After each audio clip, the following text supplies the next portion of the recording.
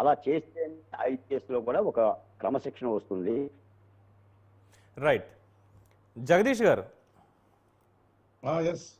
అదే ఇందాక అడిగినటువంటి ప్రశ్న, అంటే బాంబే పోలీసులు చేయాల్సినటువంటి పని, అక్కడ వాళ్ళు చూసుకోవాల్సినటువంటి కేసుకి సంబంధించినటువంటి ఇష్యూ, ఇవన్నీ ఏపీ పోలీస్కి దేనికి, అలాగే ఈ మొత్తం ఉన్నటువంటి రూల్స్ అండ్ రెగ్యులేషన్స్ని అవాయిడ్ చేసి వాళ్ళు ఇష్టం వచ్చినట్టుగా వాళ్ళు లిఫ్ట్ చేసుకొచ్చేసారు అనేది ఒక పాయింట్ అయితే,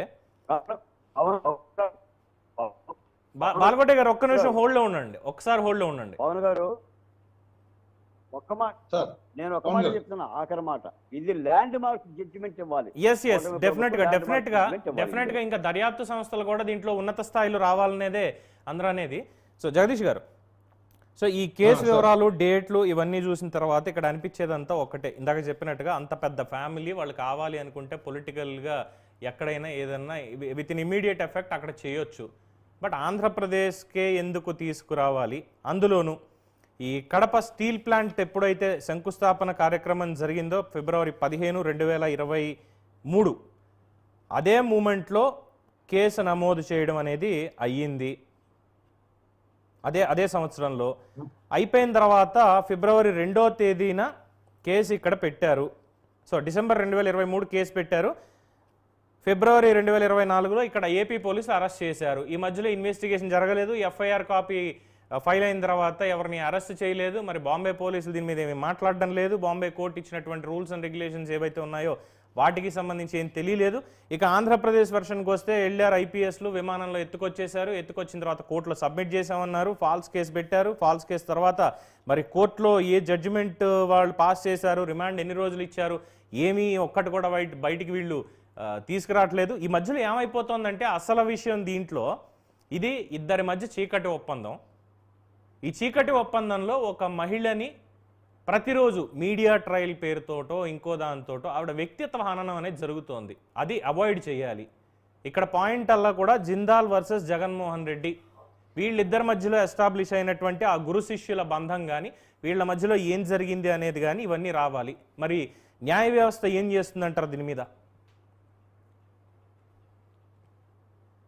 పవన్ గారు, సార్ వినపడుతుందా నా వాయిస్? ఎస్ క్లియర్ సార్, చెప్పండి సార్. మీ వాయిస్ క్లారిటీ లేదు, బట్ మీరు అన్నది నాకు అర్థమైంది సార్. ముందుగా ఇక్కడ పెద్దలు బాలకోటయ్య గారు అలాగే కృష్ణాంజలి గారు మాట్లాడిన వాటిల్లో ఇవన్నీ అక్షర సత్యాలు.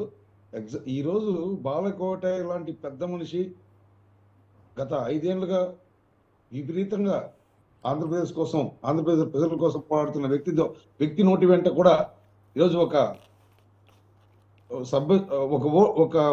భూత పదం వచ్చింది అంటే ఈ దౌర్భాగ్యం ఏ స్థాయికి చేరుకుందో అర్థం చేసుకోవాలండి. ఆయన ఇప్పటివరకు నేను ఆయన్ని ఫాలో అయ్యేవాడిని, మన బాలకోటయ్య గారిని.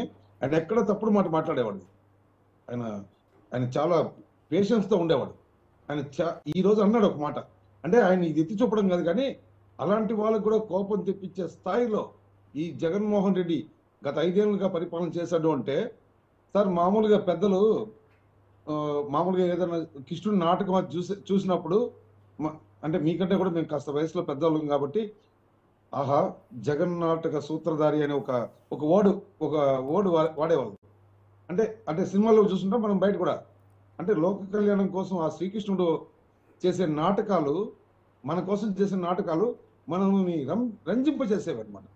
ఈ దౌర్భాగ్యపు స్థితిలో జగనన్న దౌర్భాగ్యపు నాటకాలు, దౌర్భాగ్యపు ఆటలు, క్రిమినల్, ఒక ఆర్థిక నేరస్తుడు, ఒక రాష్ట్రానికి అధిపతి అయితే పక్క రాష్ట్రాలు కావచ్చు, పక్క దేశాల నుంచి కూడా అవినీతిని ఓన్ చేసుకుని, ఇది క్విడ్ ప్రోకో అంటారండి. క్విడ్ ప్రోకో గురించి మనం చాలాసార్లు విన్నాం. ఇక్కడ ఏంటంటే ఏం చేస్తాం, ఏమండి చెప్పండి. క్విడ్ ప్రోకో, ఇది నువ్వు నాకేం చేస్తావు అంటే, జిందాల్ అనే ఫ్యాక్టరీని తీసుకొచ్చి కడప ప్రజల్ని, రాయలసీమ ప్రజల్ని, ఆంధ్రప్రదేశ్ విభజిత ఆంధ్రప్రదేశ్ ప్రజల్ని మోసగించడం కోసం ఆ జిందాల్ ఫ్యామిలీకి ఇతను ఏం చేస్తాడని, నీకేంటయ్యా సంబంధం? మహారాష్ట్రలో ఉన్నటువంటి జగదీష్ గారు ఒక 1 మినిట్ బ్రేక్